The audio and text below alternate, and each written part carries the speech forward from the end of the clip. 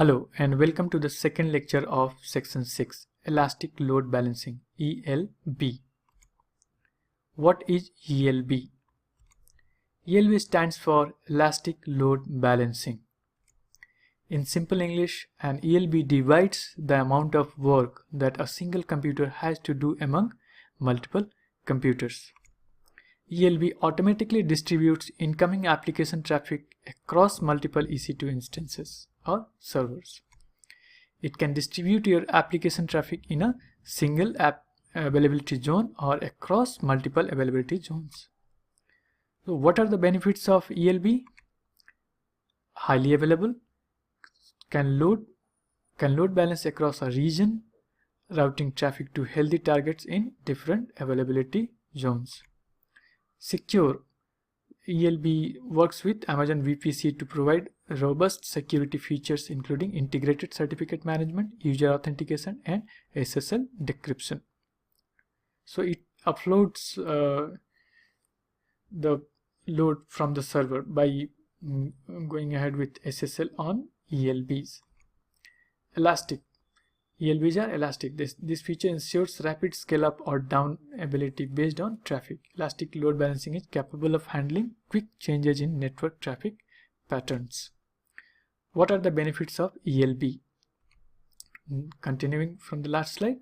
So these are flexible as well. ELB allows you to host multiple applications on the same instance.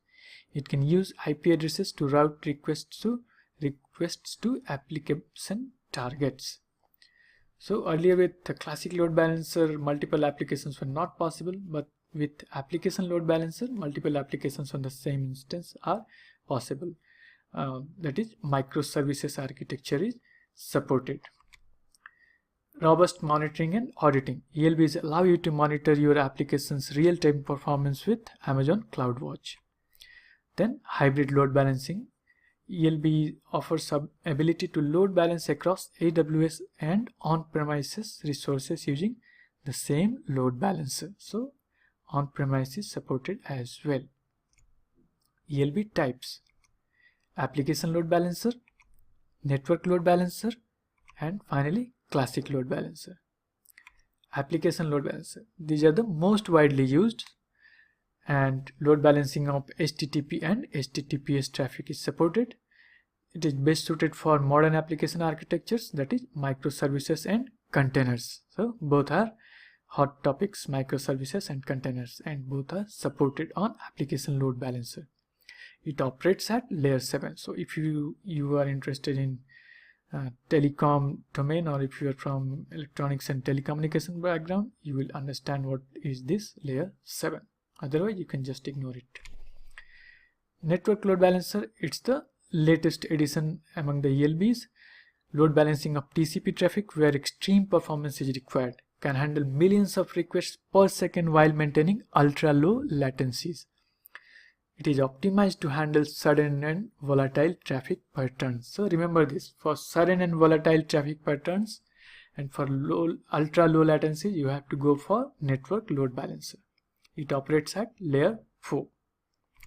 Classic load balancer, its usage is on decline. It provides basic load balancing capabilities. To get a good understanding of our discussion till now, we'll go for a quick lab. We'll create an application load balancer. So these are the lab prerequisites. We'll require 2 running EC2 instances in the same region and install IIS in both the instances. For these 2 prerequisites, you need to refer EC2 Labs section 3. And then we will require static web pages deployed in each instance for testing the load balancer. So you can refer the same EC2 Labs section 3. Once you are ready with the above prerequisites, you can sign into the AWS console. I have logged into AWS console and we are inside Mumbai region. For a demo of load balancer, you must go to EC2. So I will click EC2 under compute and let us go to EC2 dashboard.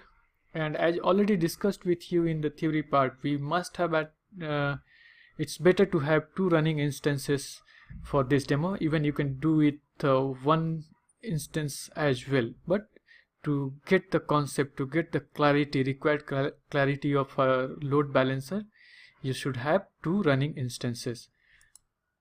So here I have already configured 2 instances for you, server 1 and server 2.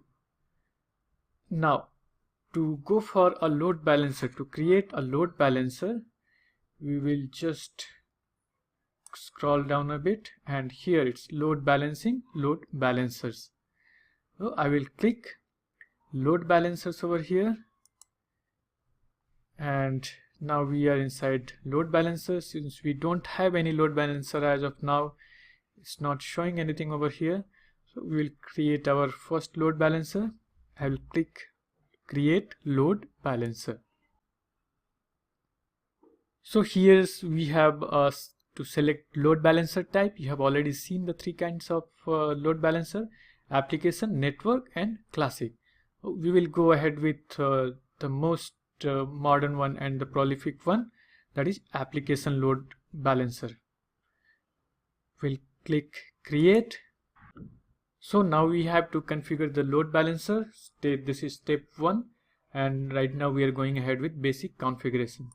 So for the name, we can write it as demo ALB, that is demo application load balancer, and scheme is internet facing or internal. We will keep the default, that is internet facing, because we want to publicly access it.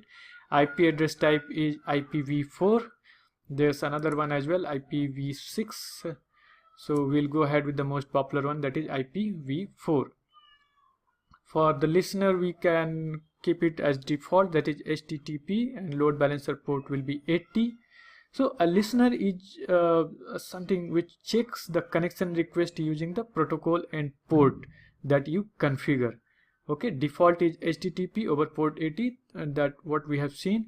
If you want to go ahead with a secure listener, you can add HTTPS as well. So HTTPS will be on port 443, but for this demo we'll keep it simple and we'll go ahead with HTTP. For availability zone, in Mumbai region we have 2 availability zones, 1A and 1B. We will keep both of them.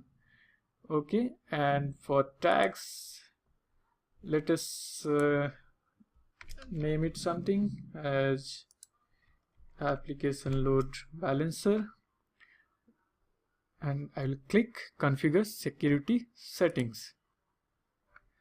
Configure security settings. Step 2, improve your load balancer security. Your load balancer is not using any secure listeners, so it is prompting us to go back and create and add one secure listener, HTTPS.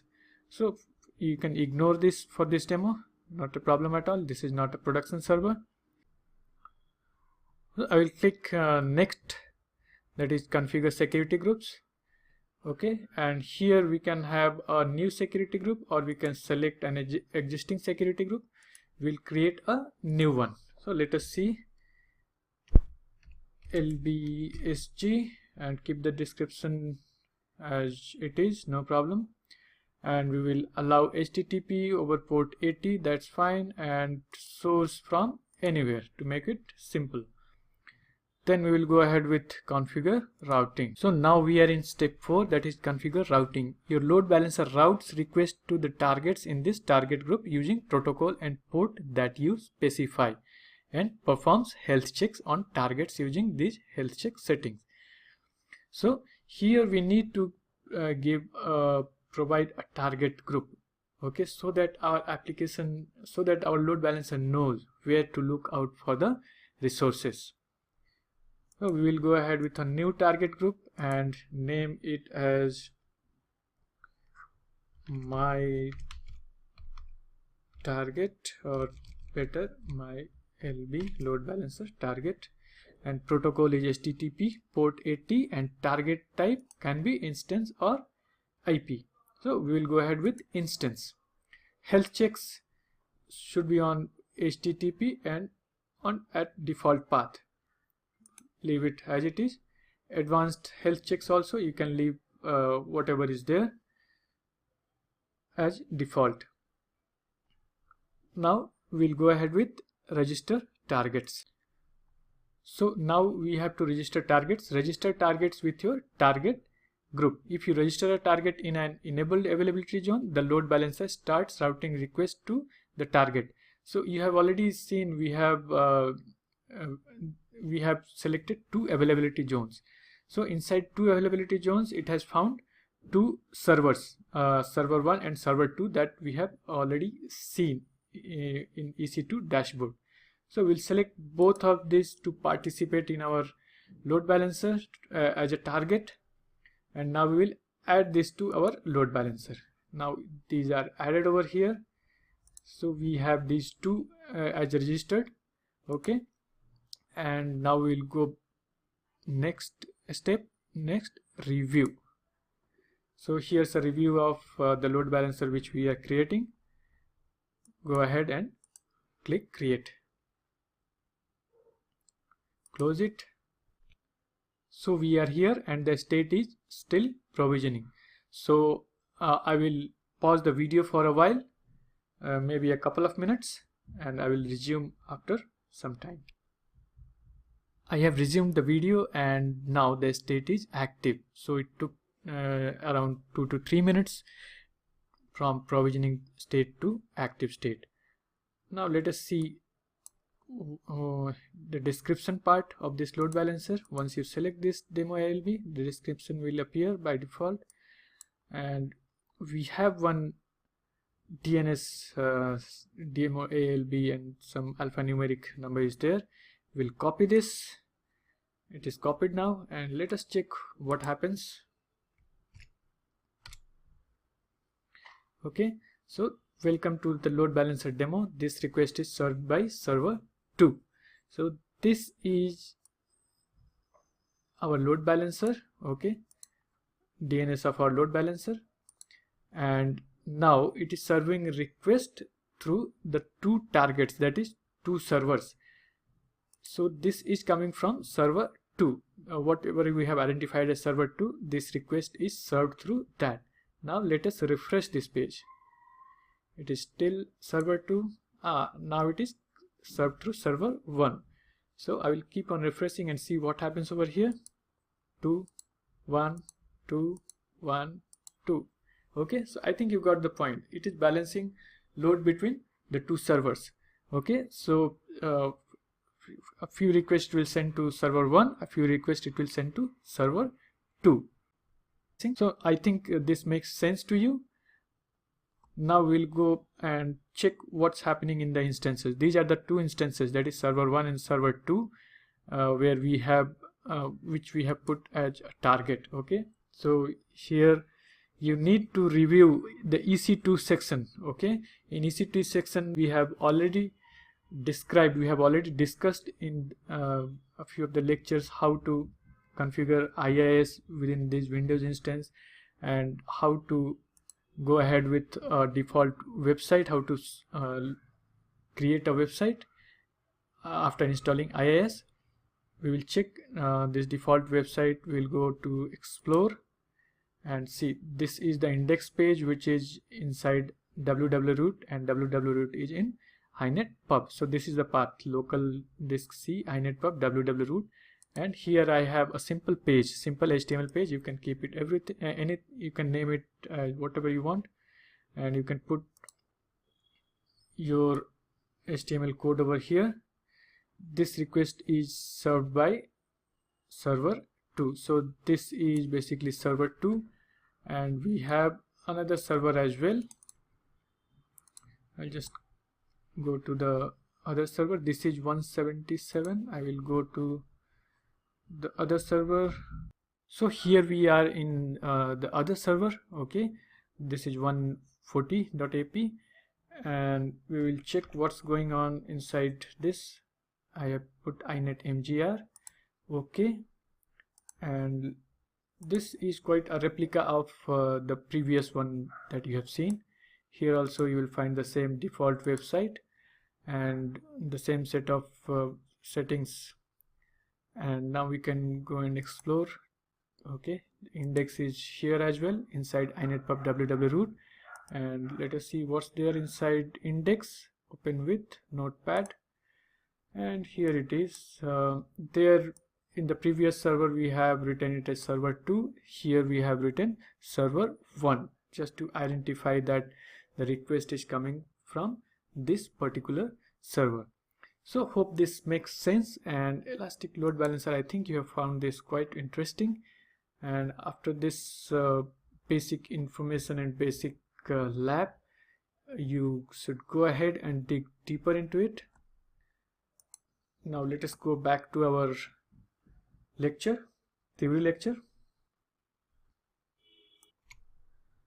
So here I am back to the theory lecture, and right now we will discuss the ELB along with EC2 instances, the architecture of the ELB which we had built just a while back in the lab section.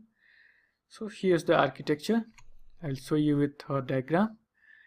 This is AWS cloud, and here's a particular region, and in this region we have got a VPC, that is virtual private cloud, inside this region, and then we have got two Amazon EC2 instances running in this VPC, and we have got one application load balancer inside that VPC. Then comes the users. We have 6 users right now, and they are trying to request to our application which is there in Amazon EC2, and those requests will be served through application load balancer. So application load balancer is right now getting, for example, 6 requests from 6 different users. Now it will go for a load balancing, and it will distribute 3 to the first instance and the other 3 to the second instance. So this is an overall picture of what we did in the last lab. So hope this was interesting, and with this we have come to an end of this lecture. See you in the next lecture. Thank you.